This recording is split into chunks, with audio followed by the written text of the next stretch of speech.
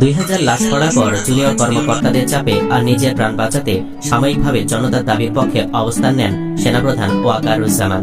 যদিও অনেকটা নিশ্চিতভাবে জানা যায় সেদিন ওয়াকার জনতার দাবির পক্ষে না দাঁড়ালে জনতা তাকেও শেষ করে দিত। ব্যাপারটি বুঝতে পেরেই শেখ হাসিনাকে পালিয়ে যেতে বলে সে।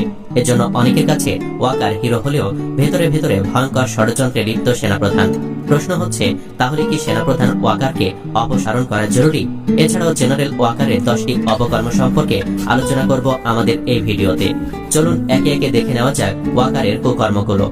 নাম্বার 1, হাসিনাকে সেফ এক্সিট দেওয়া। জেনারেল ওয়াকারের সবচেয়ে বড় অপকর্ম হচ্ছে স্বৈরাচার হাসিনাকে দেশ থেকে সাহায্য করা। অথচ হাসিনা এদেশে যা করেছে তার জন্য উচিত বিচার হবার দরকার ছিল জনগণের আদালতে, কিন্তু সেটি সম্ভব হয়নি সেনাপ্রধানের কারণে। এমনকি জুলাই বিপ্লবে যে 2000 মানুষ নিহত হয়েছিল সেখানেও নীরব সম্মতি ছিল ওয়াকারের। জানা যায় সেনাবাহিনীর একটি অংশ চেয়েছিল হাসিনাকে জনতার হাতে তুলে দিতে, কিন্তু ওয়াকার সেটিও হতে দেননি। তিনি এতটাই গোপনীয়তার সাথে হাসিনাকে পালাতে সাহায্য করেন যে হাসিনার ফ্লাইটটি রাডার পর্যন্ত ফাঁকি দেয়। হাসিনা, তার বোন শেখ রেহানা বা ফ্লাইট ক্রু ও সিকিউরিটি সার্ভিসেস ফোর্স সদস্যরা কেউই ঢাকা ছাড়ার আগে ইমিগ্রেশন সম্পন্ন করেননি, যা সম্পূর্ণ রাষ্ট্রদ্রোহিতা। আর এসব সম্পন্ন হয়েছিল ওয়াকারের কল্যাণেই। নাম্বার 2, হাসিনা 650 জন দোষরকে ক্যান্টনমেন্টে আশ্রয় দেওয়া। হাসিনা যখন পালালেন তখন তার হাজার খানিক নেতাদের জনগণের হাতে মার খেয়ে পথে ঘাটে মরে থাকার কথা ছিল, কিন্তু সেটি হয়নি। কারণ হাসিনার আত্মীয় ওয়াকার আওয়ামী লীগের নেতাদের গোপনে ক্যান্টনমেন্টে আশ্রয় দেন। সেখানে তারা মাসখানেক অবস্থান নেয়। এরপর ওয়াকার নিজের প্রচেষ্টায় তাদেরকে ভারতে পালিয়ে যেতে সাহায্য করে। একটি ঘটনার কথা বলা যাক। 5 আগস্টের ইতিহাসে এক ভিন্ন মাত্রার ঘটনা ঘটেছিল সংসদ ভবনে।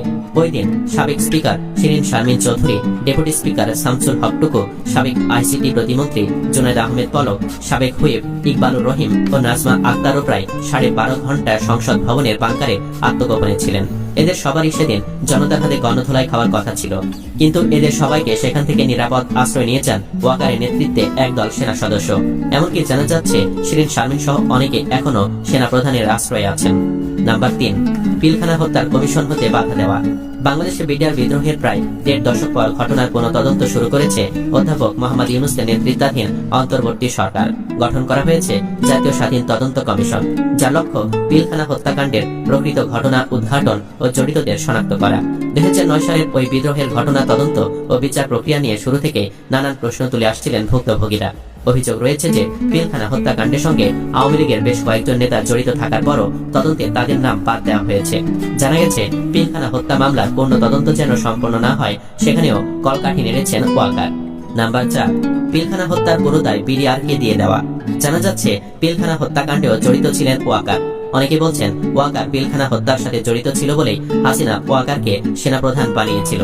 জুলাই বিপ্লবে ওয়াকারের হাতে দ্বিতীয় কোনো অপশন না থাকার কারণে ওয়াকার হাসিনাকে পালাতে সাহায্য করে। এতে করে হাসিনা প্রাণে বেঁচে যায়। বলা যায় ওয়াকার হাসিনাকে বাঁচিয়ে দিয়েছে, না হলে সেদিন ফ্যাসিস্ট হাসিনাকে শেষ করে দিত সাধারণ মানুষ। স্বৈরাচারী বিচারও এভাবেই হবার কথা ছিল, কিন্তু ওয়াকারের জন্য তা সম্ভব হয়নি। হাসিনা পালানোর আগে ওয়াকার হাসিনাকে প্রতিশ্রুতি দেন তার সকল নেতাকর্মীকে নিরাপত্তা দিয়ে দেশ ত্যাগ করতে সাহায্য করবেন।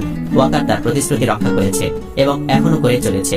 তাছাড়া পিলখানা হত্যা মামলা যে শুধু বিডিআর সদস্য নয়, সেনাবাহিনীর লোকেরাও যে জড়িত ছিল সেটি স্বীকার করতে নারাজ ওয়াকার। নাম্বার 5, ট্রাইব্যুনাল থেকে পরোয়ানা জারি হওয়া সেনা কর্মকর্তা